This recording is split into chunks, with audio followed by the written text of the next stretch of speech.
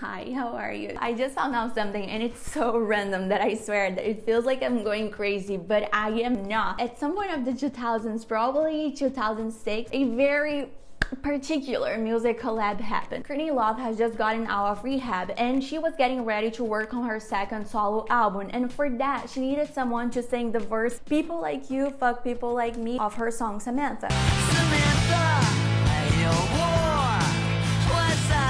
So she asked people like Billy Corgan of Smashing Pumpkins and Jared Way of My Chemical Romance to do it, but they declined. Okay, so Courtney Love took her search to the house of her friend Brett Ratner, that, in case you don't know, is the director of Rush Hour. While she was there in his mansion showing the song Samantha, someone interrupted her and said, "I can sing that part." This someone was Mariah Carey, that has worked with Brett in the music video of We Belong Together. Alright, so according to Courtney Love, Mariah Carey did sing this song, but the problem is no one recorded, and that's how ended the collab of Mariah Carey in the album Nobody's Daughter. That turns out that became a project by the band of Courtney Love. Anyway, so Courtney Love said, "I met Mariah for like a minute in my life, but we kind of canceled each other. We had nothing negative to say about each other, but I'm not in her universe and she isn't in mine." But what Courtney didn't know, and you didn't know, and I didn't know, nobody knew, is that actually they were kind of part of the same universe, because at some point of the 90s, Mariah Carey had a grunge band. Yes, I did say that. You didn't. No, I did say that. Mariah Carey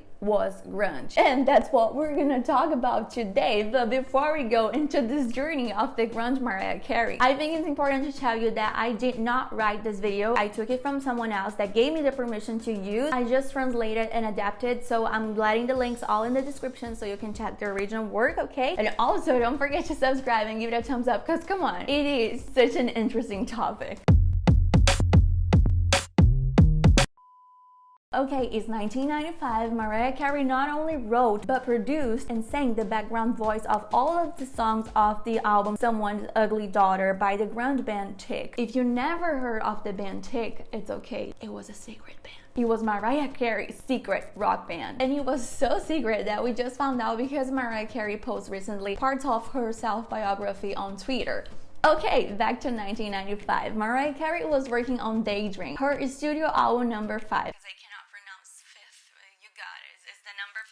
An album that she had more control over her musical direction and could add more R&B and hip-hop to it. And also, in the meantime, while making the album, she was having some personal struggles with her husband at the time, that was the CEO of Sony Music, and part of the struggles were because of creative differences. So in the sessions of Someone's Ugly Daughter, Mariah found the opportunity to vent out all of her frustrations about an abusive relationship, and not only that, she was feeling a lot of pressure for being such a successful and young artist. Here is what she said. "I was playing with the informal grunge and light punk style of white singers who were popular at the time. You know, they seemed so unconcerned about their feelings and image. They could be angry, messed up, with old shoes and tamed eyebrows, while every move I made was so calculated. I wanted to break free, let go, and also I wanted to laugh. So every night I looked forward my alter ego band sections." I feel you, it's a lot of information, and now you might be asking yourself, okay, what about the band? So she took advantage that at the time she was already working with some people that could help her out. So she had people for the guitar, she had people for the keyboard and drums, even one of the members of her business team to do the bass, and also she had her friend Clarissa Dan David as the lead singer. So yeah, so Mariah Carey, I know Mariah, she not only had a rock band, but she didn't want to be the main star.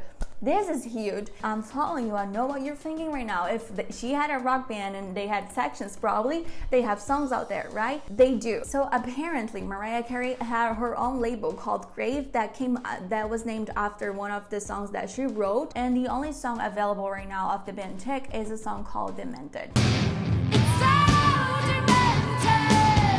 And in case you're curious, all of the tracks of Someone's Ugly Daughter, they are either sad or aggressive. They're all talking about feeling alone and about feeling confused and etc. and etc. Sounds very grunge to me. There's even this one called Prom Queen that is about a transsexual teenager. They also have one music video of the song Malibu that Mariah Carey directed, and the song kind of talks about a woman that wished her husband was dead and things like that. And in the music video, Clarissa is shown like ripping off at I say, like breaking, tearing apart the head of a Barbie. So you see, very aggressive, and yeah, anyway. I'm using you don't care that I don't. So Mariah said that the album isn't that well produced because the whole idea was to vent out, to play around, to, I don't know, explore. And apparently she was actually very good doing that, because one of the producers of Mariah at the time said that she could write songs very, very easily in like 10-15 minutes, you know.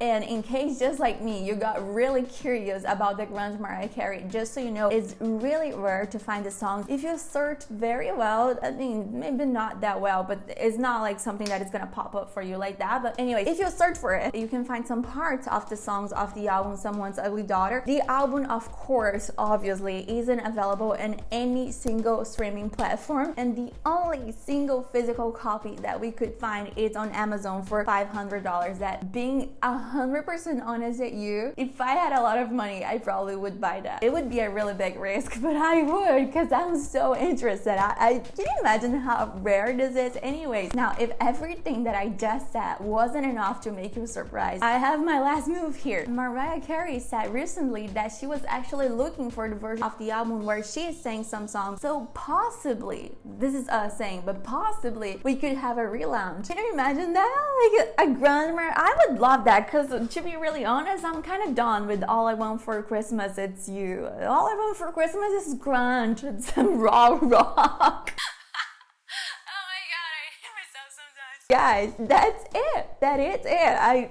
I hope you liked the video. I hope you find this as interesting as I did. I couldn't sleep for like 2 nights because I was so, I don't know if this is gonna even give me views, but I was so obsessed with that story that I needed to share with someone. I hope you guys liked the video. Don't forget to subscribe and give it a thumbs up. Come on, it doesn't take 1 second, you know.